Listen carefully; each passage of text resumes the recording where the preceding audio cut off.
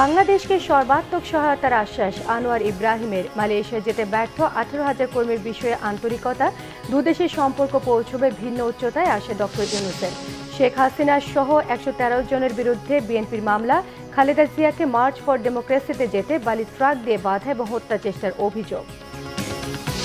টানা বর্ষণ এবং পাহাড়ি ঢলে শেরপুরে হঠাৎ বন্যা, কয়েক হাজার পরিবার পানিবন্দী, বাঁধ ভেঙে তলিয়ে গেছে বাড়িঘর, রাস্তাঘাট। আরও চড়েছে কাঁচামরিচ, সবজি থেকে তেল, ডাল, ডিম সহ প্রায় সব নিত্যপণ্যের দাম, ইলিশ মধ্যবিত্তের নাগালের বাইরে। নির্যাতনের দ্রুত বিচারে ট্রাইব্যুনাল গঠনের দাবি সংখ্যালঘু জোটের। হিন্দু ও পাহাড়িদের উস্কে দিয়ে দাঙ্গা বাঁধাতে চায় ভারত, স্টুডেন্টস ফর সভরেন্টির অভিযোগ। দেখছিলেন ক্রাউন সিমেন্ট সংবাদ শিরোনাম, এবারে পুরো সংবাদ। বাংলাদেশের এগিয়ে যাওয়ায় সর্বাত্মক সহযোগিতার আশ্বাস দিয়েছেন ঢাকায় সংক্ষিপ্ত সফরে আসা মালয়েশিয়ার প্রধানমন্ত্রী আনোয়ার ইব্রাহিম। অন্তর্বর্তী সরকারের প্রধান উপদেষ্টা ডক্টর মোহাম্মদ ইউনূস বাংলাদেশের মানুষের প্রত্যাশা পূরণে সক্ষম বলেও আশাবাদ ব্যক্ত করেছেন তিনি। আর ডক্টর মোহাম্মদ ইউনূসের বিশ্বাস, দুদেশের সম্পর্ক উন্নীত হবে নতুন উচ্চতায়। রিপোর্ট করছেন রুকনুজ্জামান। ঘণ্টা কয়েকের সংক্ষিপ্ত সফরে শুক্রবার দুপুরে ঢাকায় পৌঁছান মালয়েশিয়ার প্রধানমন্ত্রী আনোয়ার ইব্রাহিম। হজরত শাহজালাল আন্তর্জাতিক বিমানবন্দরে তাকে স্বাগত জানান অন্তর্বর্তীকালীন সরকারের প্রধান উপদেষ্টা অধ্যাপক মোহাম্মদ ইউনূস। বিমানবন্দরেই মালয়েশিয়ান প্রধানমন্ত্রীকে দেয়া হয় গার্ড অব অনার। পরে রাজধানীর হোটেল ইন্টারকন্টিনেন্টালে হয় দুই শীর্ষ নেতার বৈঠক। এতে ফ্রি ট্রেড এগ্রিমেন্ট, নতুন কর্মসংস্থান তৈরি এবং ভিসা সহজীকরণ বিষয়ে আলোচনা হয়।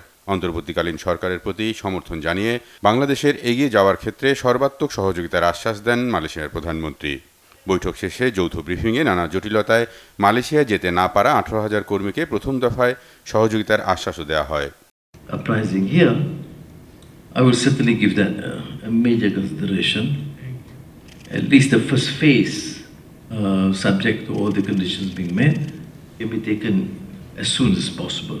18,000. Yeah, 18,000, but the first phase, once we satisfy, I think we'll do it at the fast track, first phase. Thank you. It's very important. Anwar Ibrahim বলেন, মালয়েশিয়ার জনশক্তির প্রয়োজন রয়েছে, তবে উভয় দেশের মধ্যে অভিবাসন প্রক্রিয়ায় স্বচ্ছতা থাকতে হবে। We need workers, and they cannot be treated as modern slaves. I've said it publicly in the past, present, whether they are from Bangladesh or Indonesia or India, it doesn't matter. Which means, therefore, that the process must be transparent, and the so-called agents, if they are selected, must follow and adhere strictly to the policies. If they promise lodging in Malaysia for the workers and jobs, they better do. Otherwise, as we have done, we have threatened to cancel, and we have cancelled. So I think that is this new system that we have in Malaysia. The issues on investments, of course, we have Malaysian companies here and Bangladeshi companies in Malaysia. I think what we need to do, if we want this sort of comprehensive strategic partnership, I know you personally, I know your passion about rights of men and women, human rights, human dignity, ihsan or compassion, and now that you are in the government, these principles, I trust you would honor as we have tried. There are, of course, excesses, sometimes in the period which is uncertain, but I fully support your position. নতুন বাংলাদেশে দুদেশের সম্পর্ক নতুন উচ্চতায় নিয়ে যাওয়ার আশা অন্তর্বর্তীকালীন সরকারের প্রধান উপদেষ্টা অধ্যাপক Mohammad ইউনূসের। We broadly had discussed three core areas of cooperation: political, trade and investment, cultural and humanitarian. We discussed the issue of safe repatriation of the forcibly displaced Myanmar nationals to Myanmar. We requested the Prime Minister to persuade Rohingya repatriation issue in ASEAN fora so that this protracted crisis is resolved. Recognizing the contribution of Bangladeshi workers to both economies, I believe the implementation of the MOU on the employment of Bangladeshi workers 2021 is important. We also discussed the possibility of increasing workers' and professional intake from Bangladesh and multiple entry visas for them. We highlighted exchange of higher educational experience through student exchange, faculty exchange, research projects, and joint master's and doctoral programs. Finally, we express our firm commitment and determination to work closely to elevate our bilateral relations to a new height, consistent with the new Bangladesh. এরপর বঙ্গভবনে রাষ্ট্রপতি মোহাম্মদ শাহাবুদ্দিনের সাথেও দেখা করেন মালয়েশিয়ার প্রধানমন্ত্রী আনোয়ার ইব্রাহিম। সংক্ষিপ্ত সফর শেষে মালয়েশিয়ার উদ্দেশ্যে ঢাকা ছাড়েন সন্ধ্যায়। আগস্টে ছাত্র জনতার অভ্যুত্থানের মধ্য দিয়ে বর্তমান অন্তর্বর্তীকালীন সরকার ক্ষমতা গ্রহণের পর এটাই কোনো বিদেশি রাষ্ট্রপ্রধানের বাংলাদেশে প্রথম সফর। রকুনুজ্জামান, বাংলা ভিশন, ঢাকা। টানা ভারী বর্ষণ এবং উজানের ঢলে শেরপুরে কয়েক হাজার পরিবার পানিবন্দী, ডুবেছে সড়ক এবং ফসলি জমি। জেলার সীমান্তবর্তী সব নদীর পানি বিপদসীমার উপর দিয়ে বইছে। নালিতাবাড়ী উপজেলার ভোগাই, চেল্লাখালী, ঝিনাইগাতি উপজেলার মহারশী, সোমেশ্বরী নদীর পানি বিপদসীমার উপরে। জলাবদ্ধতা সৃষ্টি হয়েছে শেরপুর সহ সবকটি উপজেলা সদরে। বিভিন্ন স্থানে বাঁধ ভেঙে এবং বাঁধ উপচে প্রবল বেগে পানি লোকালয়ে প্রবেশ করছে। তলিয়ে গেছে শেরপুর নালিতাবাড়ি ভায়া গাজীর খামার সড়ক, ডুবেছে গ্রামীণ সড়ক এবং ফসলি জমি। বৃষ্টি, পাহাড়ি ঢলে বাঁধকুচি গ্রামে পানিবন্দী মানুষকে নিরাপদ আশ্রয়ে পৌঁছে দিতে কাজ করছে ফায়ার সার্ভিস। উদ্ধার তৎপরতায় সেনাবাহিনীর সহযোগিতা চেয়েছে উপজেলা প্রশাসন। সক্রিয় মৌসুমী বায়ুর প্রভাবে আরও ৩-৪ দিন রাজধানী সহ সারা দেশে থেমে থেমে বৃষ্টিপাতের সম্ভাবনার কথা জানিয়েছে আবহাওয়া অধিদপ্তর। সংস্থাটি জানায়, মৌসুমী বায়ু বাংলাদেশ থেকে বিদায় নিচ্ছে। এই সময়ে মৌসুমী বায়ু শক্তিশালী আচরণ করে এবং প্রচুর বৃষ্টি ঝরায়।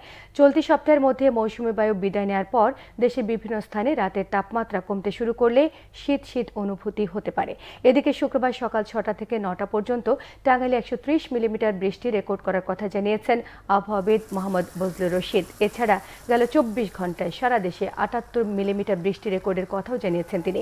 অন্যদিকে মৌসুমী বায়ু বাংলাদেশের উপর সক্রিয় এবং উত্তর বঙ্গোপসাগরে মাঝারি থেকে প্রবল অবস্থায় থাকায় আগামী ২৪ ঘন্টার মধ্যে পশ্চিমবঙ্গের উপকূলীয় তৎসংলগ্ন বাংলাদেশের দক্ষিণ পশ্চিম অঞ্চলে একটি লঘুচাপ সৃষ্টি হতে পারে বলেও জানিয়েছে আবহাওয়া অফিস। সেপ্টেম্বরে যায় এবং অক্টোবরে যায় বৃষ্টি হচ্ছে। অক্টোবরের ১০ থেকে ১৫ তারিখের ভিতরে সারা দেশ থেকে মৌসুমী বিদায় নেয় এবং বিদায় নেওয়ার প্রাককালে প্রতি বছরই বৃষ্টি হয়ে থাকে। কারণ এই সময় যে জিনিসটা হয় হচ্ছে যখন দক্ষিণ পশ্চিম মৌসুমী বায়ু সক্রিয় থাকে, এর সাথে পশ্চিমা লঘুচাপের প্রভাব থাকে, যেহেতু মৌসুমী বায়ু বিদায় নেবে এবং এর প্রভাবে ২-৩ দিন টানা বৃষ্টি হয়েছিল, তারপরে বৃষ্টিটা ব্রেক দিয়ে দিয়ে বৃষ্টি হচ্ছে এবং এটা আগামী আরও ধরেন আজকে তো আপনার ৪ তারিখ, এটা ৮-১০ তারিখ পর্যন্ত কন্টিনিউ করবে কম বেশি। তবে টানা ওই রকম অতি ভারী বর্ষণ না হলে অনেক জায়গায় ভারী বর্ষণ হবে। যেমন আজকে সকালে আপনার ওই সিলেটে বৃষ্টি হয়েছে এবং সবচেয়ে বেশি বৃষ্টি হয়েছে আপনার টাঙ্গাইলে ৩ ঘন্টায় ১৩০ মিলিমিটার বৃষ্টি হয়েছে। বিএনপি চেয়ারপারসন এবং সাবেক প্রধানমন্ত্রী বেগম খালেদা জিয়ার বাড়ি বালুর ট্রাক দিয়ে অবরুদ্ধ করে রাখা এবং হত্যা চেষ্টার অভিযোগে শেখ হাসিনা সহ ১১৩ জনের নামে গুলশান থানায় মামলা করা হয়েছে। শুক্রবার বিকেলে বিএনপির পক্ষে অভিযোগ দায়ের করা হয়। ২০১৩ সালের ২৯ ডিসেম্বর বিএনপি ঘোষিত মার্চ ফর ডেমোক্রেসি কর্মসূচিতে যেতে চাইলে বেগম খালেদা জিয়ার গুলশানের বাসভবনের চারিদিকে বালুবাহী ট্রাক দিয়ে অবরুদ্ধ করে রাখা হয়। সেদিকে বিপুল সংখ্যক পুলিশ, র্যাব সহ আইন শৃঙ্খলা বাহিনীর সদস্য দিয়ে বাড়ির প্রধান ফটকে আটকে রাখা হয় সাবেক প্রধানমন্ত্রী বেগম জিয়াকে। প্রোগ্রাম বন্ধ করতে চান, সাহস থেকে কাউন্টার প্রোগ্রাম করে দেখাতেন। সাহস নেই, 10টা লোকও আসে না, ভাড়াটিয়া লোক ভাড়া করে ডিসিএসপি দিয়ে লোক আনায়, বুঝি এটা না হলে এরকম এত করুণ পরিণতি হয়। 154টা সিট আনকন্টেস্টেড হয়ে যায়, আর বাকি রয়েছে কি, বাকিগুলোও করে ফেলবে। ওটা নিয়ে ওটা কোনো ইলেকশন নয়, এটা যে সিলেকশন হয়েছে, ভাগাভাগি নির্বাচন হয়েছে, এটা আজকে জাতির কাছে পরিষ্কার, দেশের মানুষের কাছে পরিষ্কার। তাই মানুষ আজকে ধিক্কার দিচ্ছে। ধিক্কার দিয়ে আমরা এই সরকারকে ধিক্কার দিই যে আজকে কি করছেন। আপনাদের সঙ্গে আমাদের কোনো বিরোধ নেই, আপনারা দায়িত্ব পালন করছেন, কিন্তু আমি মনে করি যে দায়িত্বটা সুন্দরভাবে পালন করেন, সম্মানের সঙ্গে, যাতে আমরাও কাজ করতে পারি, আপনারাও কাজ করতে পারেন, সেভাবে আপনারা করেন। আপনাদের সঙ্গে আমাদের কোনো বিরোধ নেই, পুলিশ বাহিনী, কিন্তু এটা তো ঠিক নয় যে আমাকে আমার বাড়ির থেকে বেরোতে দেবেন না, এটা তো ঠিক নয়, এটা তো ঠিক নয়। সেটা আপনাদের যে অফিসার ছিল সে গেল কোথায়? তার সাথেই তো আমি কথা বলতে চেয়েছি, কেন আমার পথ আটকিয়েছে, কিন্তু সে কোথায়, কেন সে আসছেন এখন সামনে? এতক্ষণ তো অনেক কথা বললেন, আপনি কি এখন মুখটা বন্ধ কেন? এই যে মহিলা, আপনার মুখটা এখন বন্ধ কেন? বলেন তো কি বলছিলেন এতক্ষণ? কাঁচামরিচের দামের ঝালে দিশেহারা ক্রেতারা। কেজিতে 160 টাকা বেড়ে বিক্রি হচ্ছে 360 টাকায়। বন্যার অজুহাতে বেড়েছে বেশিরভাগ সবজির দাম। কেজিতে 400 থেকে 500 টাকা বেড়ে গেছে ইলিশের দাম। ডিমের দামও বাড়তি ডজনে 10 টাকা। ডাল ও ভোজ্য তেলের সরবরাহ কমার অজুহাতে ঊর্ধ্বমুখী পণ্য দুটির দর। বিস্তারিত জানাচ্ছেন মামুন আব্দুল্লাহ। দেশের উত্তরাঞ্চলে বন্যার প্রভাব পড়েছে রাজধানীর কাঁচাবাজারে। সরবরাহ কমার অজুহাতে 200 টাকা কেজির কাঁচামরিচ বিক্রি হচ্ছে 360 টাকায়। একই যুক্তিতে পটল, দুন্দুল, করলার মতো সবজিগুলোর দাম কেজিতে 10 টাকা বেড়েছে বলে জানান বিক্রেতারা। ক্রেতারা বলছেন, বাজার তদারকির অভাবেই বাড়ছে পণ্যের দাম। গত সপ্তাহে 200 ছিল, 120 ছিল, আজকে হলো 360। বন্যা হয়েছে একখানে, আবার দাম বাড়াইতে জায়গা জায়গা দাম বাড়াইতেছে। সবগুলি বাড়ছে। বেগুন 60 নিছি। বর্তমানে যে ইনকাম আছে, যে আয় আছে, আয়ের সাথে ব্যয়ের সাথে সামঞ্জস্যতা হচ্ছে না। সবজির দাম কেন বাড়তে? আমরা তো বাজারে পাই না, তার জন্য বেচতে পাই না। এখন আমরা বন্যার কারণে বা তরকারি কৃষক গ্রামের থেকে আসে না, বিধায় দামটা বাড়তি। নতুন সরকারকে এটা তাদের মানে একদম স্ট্রিক্টলি করতে হবে। সব মালে 10 টাকা করে বাড়ছে। ডিমের দামে অস্থিরতা লেগেই আছে। নতুন করে ডজনে বেড়েছে 10 টাকা। পাইকারি পর্যায়ে 165 টাকা বিক্রি হলেও খুচরা পর্যায়ে কিনতে হচ্ছে 175 থেকে 180 টাকায়। ব্রয়লার মুরগি 10 টাকা বেড়ে 190 টাকা কেজি এবং সোনালী মুরগি বিক্রি হচ্ছে 260 টাকা কেজিতে। ভাই, মালের আমদানি কম দেখে এইরকম বাজার বাড়তেছে। আর মহল্লায় খুচরা বিক্রি করে 180 টাকা, 175 টাকা ডজন, তাও 14.5 টাকা 15 টাকা পিস পড়ে। মধ্যবিত্তের নাগালের বাইরে ইলিশ কেজিতে 500 টাকা পর্যন্ত বেড়ে 1 কেজি ওজনের ইলিশ বিক্রি হচ্ছে 1900 থেকে 2000 টাকা। বিক্রেতারা অন্যান্য মাছের দর কমার কথা বললেও ক্রেতারা বলছেন উল্টো কথা। এই সপ্তাহে মনে করেন কেজিতে 500 টাকা বেশি, আগে ছিল 1500 টাকা কেজি, এখন বর্তমানে 2000 টাকা কেজি। আমার কাছে মনে হচ্ছে আরো বরঞ্চ বাড়ছে গত সপ্তাহের চেয়ে। কিন্তু হলো ছোট মাছ কিনতে, বড় মাছ কেনা তো সম্ভব না এখন।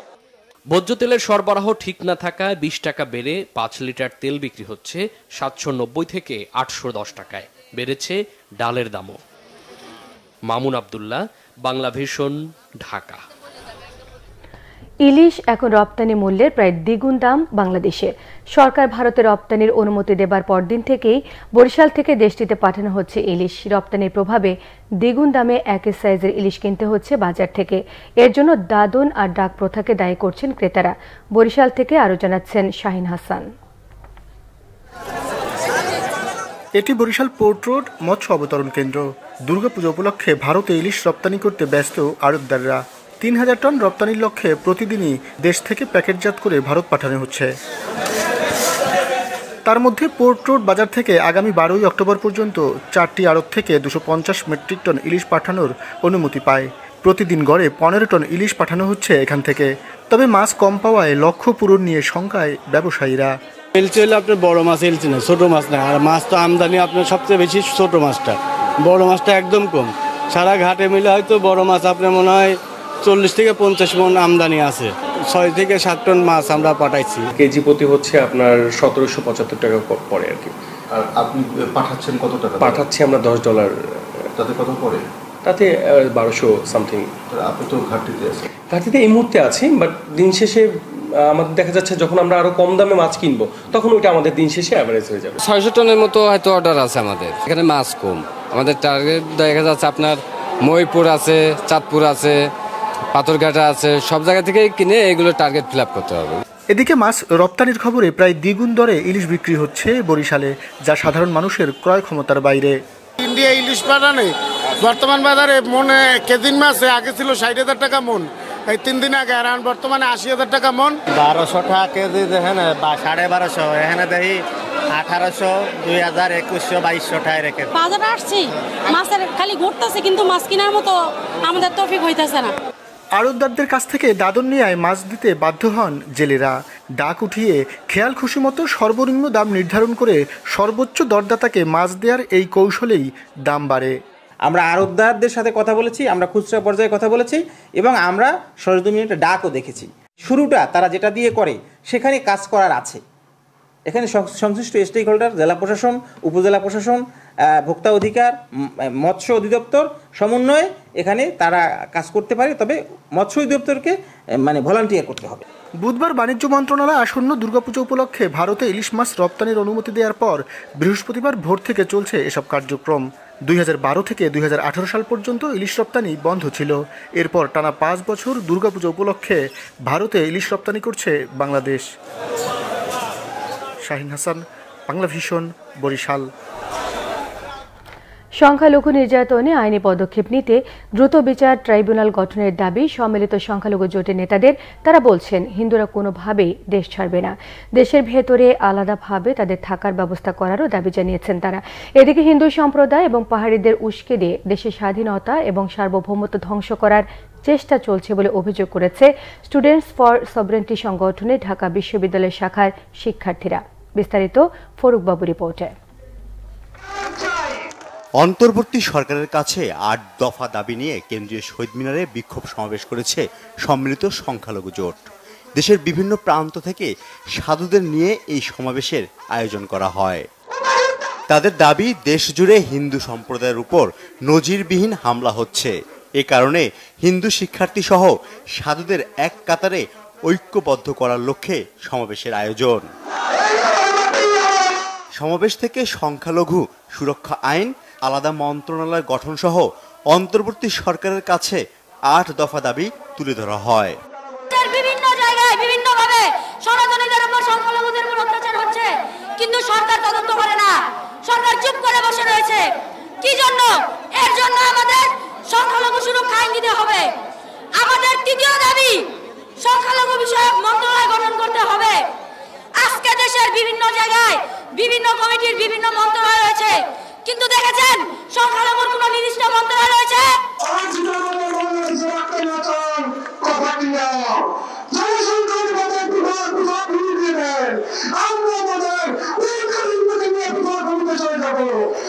এদিকে খাগড়াছড়িতে প্রধান শিক্ষক সোহেল রানাকে গণপিটুনিতে হত্যার প্রতিবাদে ঢাকা বিশ্ববিদ্যালয়ের রাজু ভাস্কর্যে বিক্ষোভ সমাবেশ করেছে ঢাবি শিক্ষার্থীদের প্ল্যাটফর্ম স্টুডেন্ট ফর সভরেন্টি।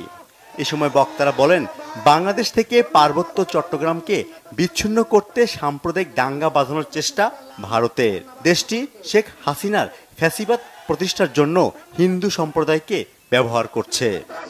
যখন কোনো উপজাতি কোনো শিক্ষককে মারে, কোনো সাধারণ নাগরিককে মারে, তখন সে শান্তি বাহিনীর ভূমিকায় থাকে, আর তার উপর যখন কোনো আক্রমণ হয় তখন সে সাধারণ উপজাতি হয়ে যায়।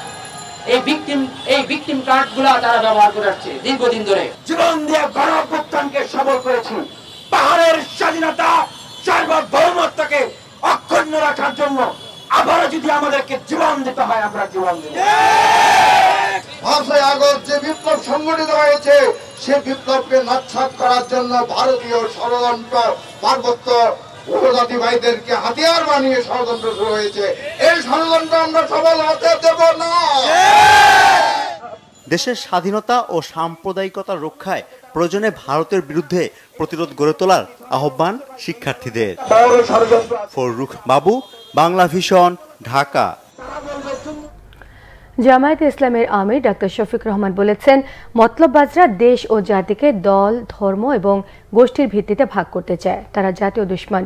দুপুরে গাজীপুর রাজবাড়ী মাঠে ছাত্র আন্দোলনের শহীদ এবং আহত পরিবারের সঙ্গে মতবিনিময় এবং সুধী সমাবেশে তিনি এসব কথা বলেন। তিনি আরও বলেন, আর কাউকে জাতিকে ভাগ করার সুযোগ দেওয়া হবে না। পোশাক কারখানায় শ্রমিক উস্কানির বিষয়ে জামায়াতের আমির বলেছেন, পোশাক শ্রমিকদের উস্কে দিয়ে মতলববাজরা সুবিধা নিতে চায়। এক্ষেত্রে মালিক পক্ষকে বিশ্বনবীর ঘোষণা অনুযায়ী শ্রমিকদের বেতন পরিশোধের আহ্বান জানান তিনি। আরও বলেন, অফিস পিয়ন থেকে রাষ্ট্রপতি পর্যন্ত দায়িত্বশীল শাসক চায় জামায়াতে ইসলামী। কিছু মতলববাজ এবং লুটতরাজরা এটি চায় না।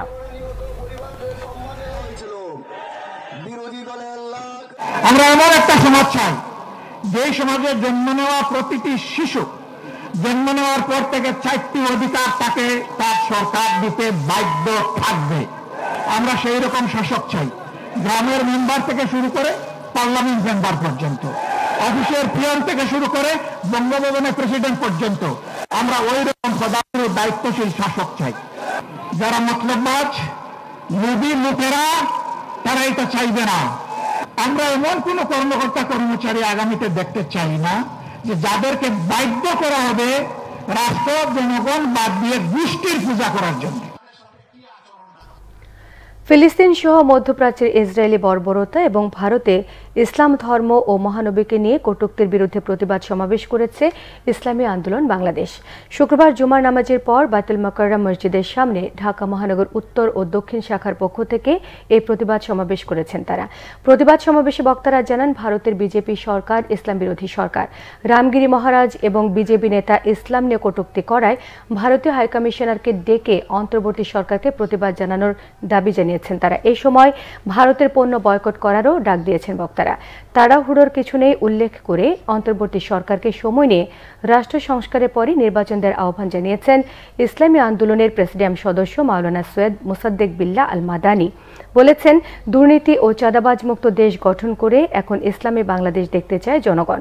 প্রতিবাদ সমাবেশ শেষে বিক্ষোভ মিছিল বের করে দলটি। এই সময় কালো পতাকা উড়ানোয় 3 জনকে আটক করেছে পুলিশ। তবে পুলিশ জানিয়েছে জিজ্ঞাসাবাদের জন্য তাদের আনা হয়েছে। যাত্রী সংকটে বন্ধের উপক্রম বাংলাদেশ ভারত ফ্লাইট চলাচল। ভারত ভিসা কার্যক্রম সীমিত করায় চরম যাত্রী খরায় পড়েছে দেশি বিদেশি এয়ারলাইন্সগুলো। ঢাকা কলকাতা রুটে বিমান চলাচল বন্ধ রেখেছে নভো এয়ার। ইউএস বাংলাও গুটিয়েছে চট্টগ্রাম কলকাতা রুটের ফ্লাইট। ধারণ ক্ষমতার 50% যাত্রীও না পেয়ে অন্য রুটের ফ্লাইট নেমেছে অর্ধেকে। এই ধারা চলতে থাকলে শিগগিরই দুদেশের আকাশপথে যোগাযোগ বন্ধের আশঙ্কা এয়ারলাইন্সগুলোর। রিপোর্ট করছেন জিয়াউল হক সবুজ। মাস দুয়েক আগেও প্রায় 100 যাত্রী নিয়ে ভারতের উদ্দেশ্যে ঢাকা ছেড়ে গেছে বেশিরভাগ ফ্লাইট, কিন্তু সেই চিত্র পাল্টে গেছে 5 আগস্টের পর। ভারত নামমাত্র মেডিকেল ভিসা ইস্যু করলেও পর্যটন সহ অন্য ভিসা বন্ধ রাখায় ফ্লাইট অর্ধেকে নামিয়ে এনেছে দেশি বিদেশি 6টি এয়ারলাইন্স। টোটালি আমরা ফ্লাইট অপারেট করতাম 32টা। ঢাকা কলকাতা ছিল উইকলি 14টা, চিটাং কলকাতা 7টা এবং ঢাকা থেকে চেন্নাই ছিল 11টা ফ্লাইট। নাওয়েডেজ ভিসা জটিলতার জন্য আমরা এখন ঢাকা থেকে কলকাতা অপারেট করছি 6টা flight. Chittagong Kolkata totally suspended এবং ঢাকা চেন্নাইতে আমরা 6টা ফ্লাইট অপারেট করছি। নিয়ারলি 50 to 60% লোড ফ্যাক্টর নিয়ে আমাদেরকে অপারেট করতে হচ্ছে। বাট ভিসা যত আমি বলবো যে সমস্যাটা যদি এখনও জীবিত থাকে তাহলে আমি বলবো যে সংখ্যাটা আরও কমে যাওয়ার একটা সম্ভাবনা আছে। যাত্রী সংকটে 16 সেপ্টেম্বর থেকে ঢাকা কলকাতা রুটের পাখা গুটিয়ে রেখেছে নভো এয়ার। ভিসা জটিলতা শিগগিরই দূর না হলে বাংলাদেশ থেকে কলকাতা, চেন্নাই ও দিল্লি সহ অন্য রুটের ফ্লাইটও বন্ধের শঙ্কা তাদের। লোকজন ভিসা পাচ্ছে না, তো ভিসা পাচ্ছে না, ন্যাচারালি ট্রাভেল ড্রপ করে গেছে 80%-এর উপর। 25-30% হলো প্যাসেঞ্জার মুভ হচ্ছে জাস্ট জুলাইয়ের আগের তুলনায়। তো সেই ক্ষেত্রে তো মানে এত বেশি লস, যেটা এই লস দিয়ে ফ্লাইট চালানোর কোনো মানে হয় না। সেই জন্য আমরা কলকাতা ফ্লাইটটা বন্ধ করে দিয়েছি। আকাশপথের যোগাযোগ স্বাভাবিক করতে বাংলাদেশ ভারত সম্পর্কের টানাপোড়েন দূর করার জোর তাগিদ এয়ারলাইন্সগুলোর। জিয়াউল হক সবুজ, বাংলা ভিশন, ঢাকা। মুন্সিগঞ্জে নিখোঁজ আওয়ামী লীগ নেতার লাশ পুকুর থেকে উদ্ধার করেছে পুলিশ। এদিকে চট্টগ্রামের মিরসরাই রূপসী ঝর্ণার গভীর কূপ থেকে 2 পর্যটকের লাশ উদ্ধার করেছে ফায়ার সার্ভিস। শুক্রবার সকালে মুন্সিগঞ্জের শ্রীনগরের বীরতারা ইউনিয়নের নিজ বাড়ির পাশের পুকুর থেকে উদ্ধার করা হয়েছে ইউনিয়ন আওয়ামী লীগের প্রচার সম্পাদক শাহজাহান শেখের লাশ। বৃহস্পতিবার বিকেলে বাসা থেকে বের হয়ে নিখোঁজ হন তিনি। স্বজনরা জানান, শাহজাহান শেখ সবসময় নেশাগ্রস্ত থাকতেন। তার মৃত্যুর বিষয়ে কারো বিরুদ্ধে কোনো অভিযোগ নেই বলেও জানিয়েছেন তারা। এদিকে চট্টগ্রামের মিরসরাই ঝর্ণা দেখতে গিয়ে মারা গেছেন 2 পর্যটক। শুক্রবার সকালে মিরসরাই উপজেলার ওয়াহেদপুর ইউনিয়নের পাহাড়ে রূপসী ঝর্ণা দেখতে যান বেশ কয়েকজন পর্যটক। এই সময় 2 পর্যটক ডুবে যায়। পরে ফায়ার সার্ভিস তাদের লাশ উদ্ধার করেন। টাঙ্গাইলের কালিহাতীতে বাস ট্রাকের মুখোমুখি সংঘর্ষে 4 জন এবং জামালপুরে ট্রাক চাপায় ইজি বাইকের চালক সহ 3 জন নিহত হয়েছেন। রাত 1টার দিকে ঢাকা টাঙ্গাইল ময়মনসিংহ সড়কের কালিহাতী লিংক রোডে দুর্ঘটনা হয়। পুলিশ জানায়, রাতে ঢাকা থেকে ছেড়ে আসা ময়মনসিংহগামী একটি বাস ঢাকা টাঙ্গাইল মহাসড়কের ময়মনসিংহ লিংক রোডে পৌঁছলে কালিহাতী থেকে ছেড়ে আসা একটি ট্রাকের সঙ্গে মুখোমুখি সংঘর্ষ হয়। এতে ঘটনাস্থলেই বাসের 4 যাত্রী নিহত হয়। এই ঘটনায় আহত অন্তত 8 জনকে টাঙ্গাইল জেনারেল হাসপাতালে ভর্তি করা হয়েছে। নিহতদের পরিচয় এখনো পাওয়া যায়নি। আহতদের স্থানীয় হাসপাতালে চিকিৎসা দেওয়া হচ্ছে। এদিকে সকালে জামালপুরের বেলোটিয়া টিউব ওয়েল পার মোড়ে 3 জন নিহত হয়। পুলিশ জানিয়েছে, ঢাকা থেকে জামালপুরগামী একটি ট্রাক যাত্রীবাহী ইজি বাইককে পেছন থেকে ধাক্কা দেয়। এতে ঘটনাস্থলেই ইজি বাইক চালক সহ 3 জন নিহত হন। তারা হচ্ছেন ইজি বাইক চালক রোকন মাহমুদ, মরিচ ব্যবসায়ী আব্দুল মালিক এবং জামালপুর বেলোটিয়া কামিল মাদ্রাসার সহকারী শিক্ষক মাওলানা মুস্তাফিজুর রহমান।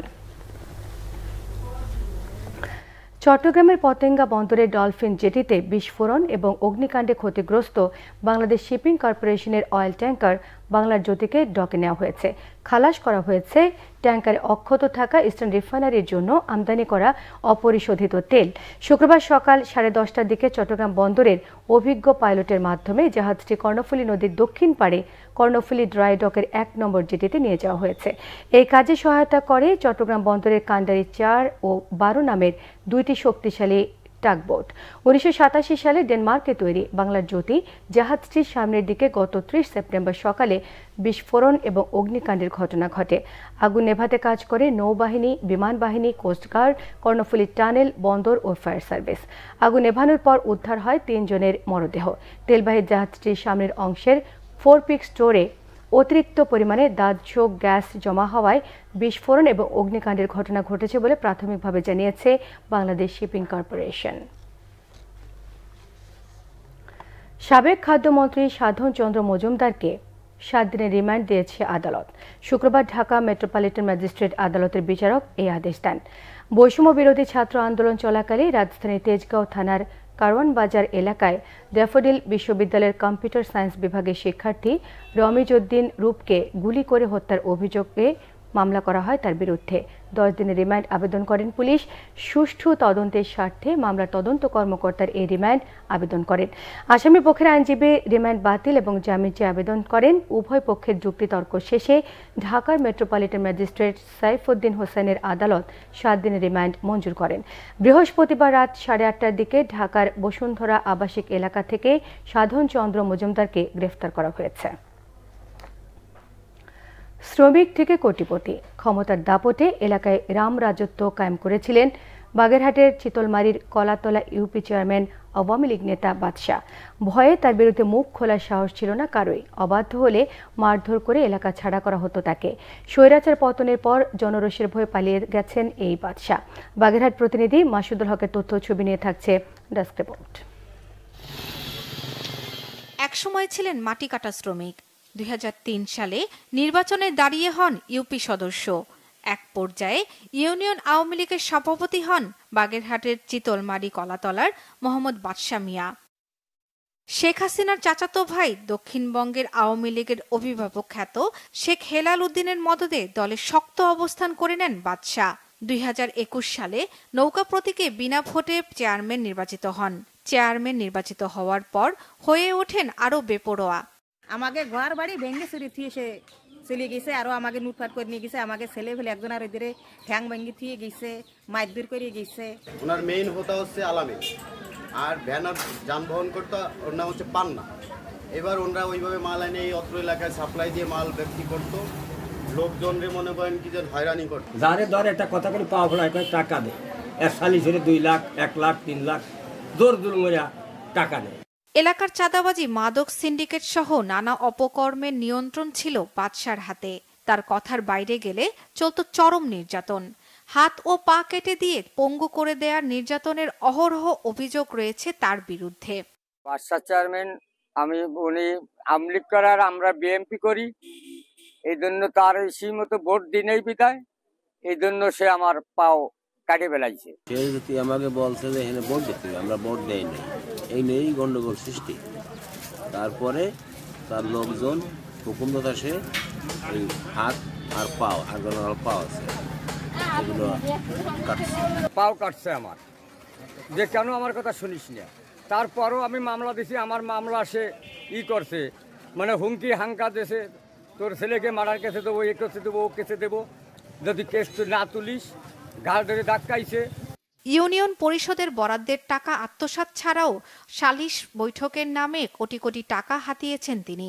গ্রামে বিলাসবহুল বাড়িসহ বিভিন্ন জায়গায় কিনেছেন বিপুল জমি। সরকার পরিবর্তনের পরে চিলমারি থানায় তার বিরুদ্ধে মামলা হলেও কৌশলে জামিন নিয়েছেন তিনি। আমরা এটা একদম সুষ্ঠু তদন্ত করছি এবং তদন্ত সাপেক্ষে ব্যবস্থা নেব। অনেকে সেই সময় ভয়ে মামলা করতে পারে নাই বা তার ভয়ে এলাকা ছাড়া ছিল। আমরা তাদের আহ্বান জানাচ্ছি, যদি তারা মামলা করতে চায়, এখন তারা যদি ন্যায় বিচার চায়, তারা আমাদের সাহায্য নিতে পারে। আমরা মামলা প্রাপ্তির সাপেক্ষে সুষ্ঠু তদন্ত করে তার বিরুদ্ধে ব্যবস্থা নেব।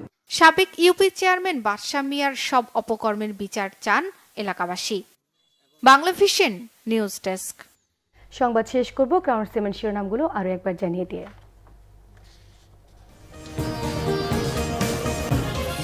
বাংলাদেশকে সর্বাত্মক সহায়তার আশ্বাস আনোয়ার ইব্রাহিমের। মালয়েশিয়ায় যেতে ব্যর্থ 18,000 কর্মীর বিষয়ে আন্তরিকতা, দুদেশের সম্পর্ক পৌঁছবে ভিন্ন উচ্চতায় আশা ডক্টর ইউনূসের। শেখ হাসিনা সহ 113 জনের বিরুদ্ধে বিএনপির মামলা। খালেদা জিয়াকে মার্চ ফর ডেমোক্রেসিতে যেতে বালির ট্রাক দিয়ে বাধা এবং হত্যা চেষ্টার অভিযোগ। টানা বর্ষণ এবং পাহাড়ি ঢলে শেরপুরে হঠাৎ বন্যা, কয়েক হাজার পরিবার পানিবন্দী, বাঁধ ভেঙে তলিয়ে গেছে বাড়িঘর, রাস্তাঘাট। আরও চড়েছে কাঁচামরিচ, সবজি থেকে তেল, ডাল, ডিম সহ প্রায় সব নিত্য পণ্যের দাম।